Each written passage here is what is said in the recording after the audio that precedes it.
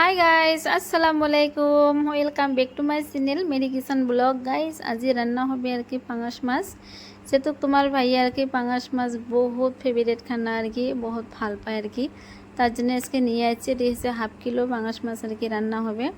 ফার্স্টে আমি মশলাটা কষি নিম আর কি, পরিমাণ মতন ময় মশলা সব দেওয়া হল আর কি। তারপরে মশলাটা কষে হয়ে গেলে আমি মাছগুলো দিয়ে দিলাম। যেহেতু এটি 1/2 কিলো মাছ আছে, সবগুলো রান্না করাই লাগবে আর কি। যেহেতু আজি পুরা খাবার ইচ্ছে গেছে তোমার ভাইয়ের আর কি।